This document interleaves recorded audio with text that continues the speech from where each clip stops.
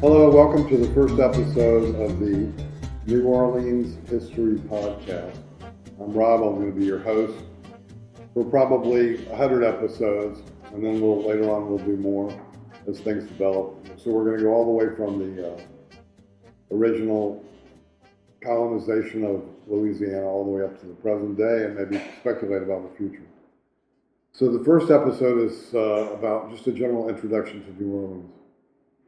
So those of you who've been here, and I know this is a worldwide audience, and some of you never have been and you never will be, but there's a lot of people that visit here.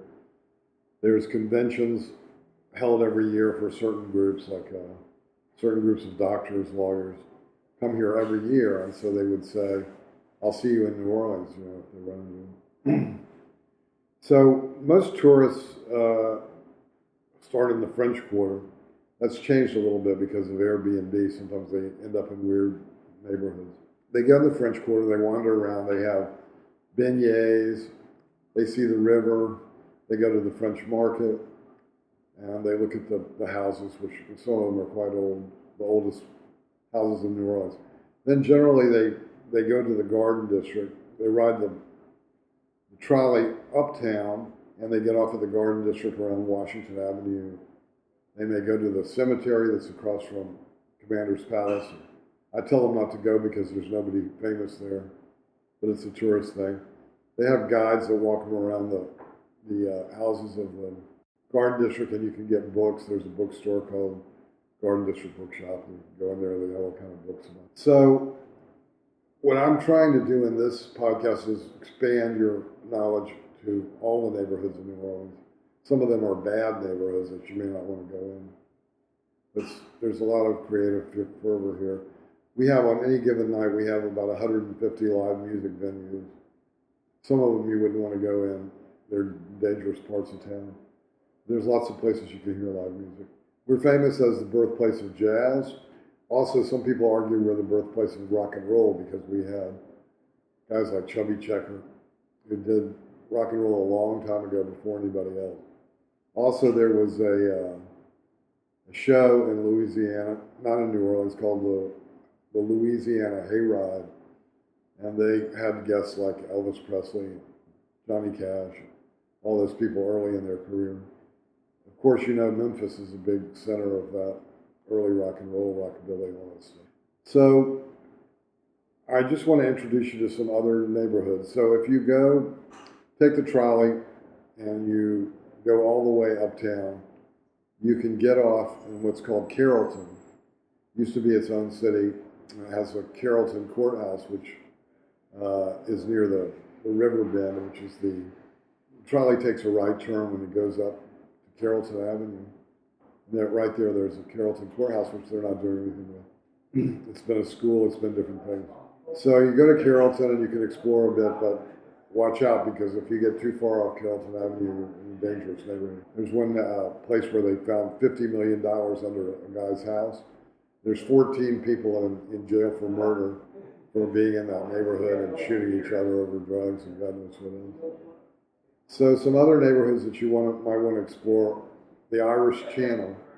So that's between Magazine and Tchoupitoulas.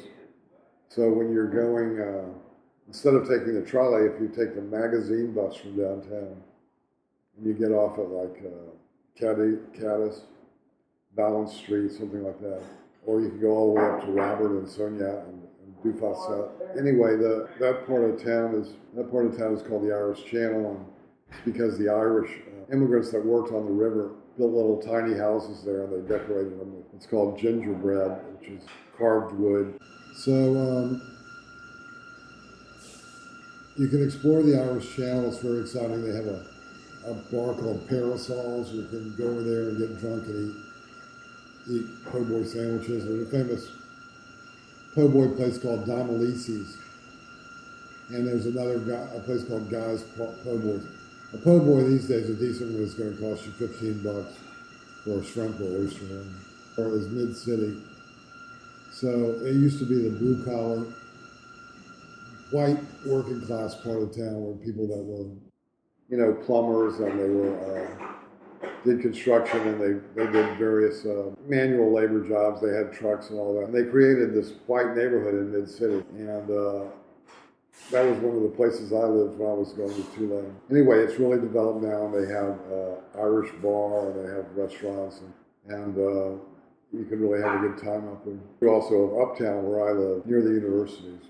So Uptown theoretically goes from, I don't know, perhaps maybe Napoleon Avenue, certainly Jefferson Avenue, all the way up to Carrollton Avenue. But the good part of Uptown is the part that's on the downtown side of the universities, and those houses are average of about $800,000. So it's considered safe, and they have a patrol that goes around and harasses people that don't seem to live there. Other neighborhoods you might want to explore, there's a famous restaurant called Dooky Chase. It's in a really bad neighborhood, but if you take a taxi there and you go in and out, you might be all right. There was a famous black settlement along Claiborne Avenue at one time, but when they built the interstate highway, it kind of obliterated it. But you could go back and look at pictures of how it was. It was a gathering place for black people. It had trees, and it had shops, and people had picnics and all that. They had their own little thing over there. Completely ruined by the interstate. So those are a few neighborhoods you can explore. It goes endlessly. You've got the Ninth Ward, the Upper Ninth Ward, the Lower Ninth Ward. Brad Pitt built some houses there after Katrina, which are all falling apart, and the people that own them are trying to sue him because he's worth probably $300 million. Anyway, so that's what we're going to be talking about. So that's our introduction to New Orleans, and I'm going to go ahead and stop it here because the next episode is the Louisiana picture. That's the end of episode 1.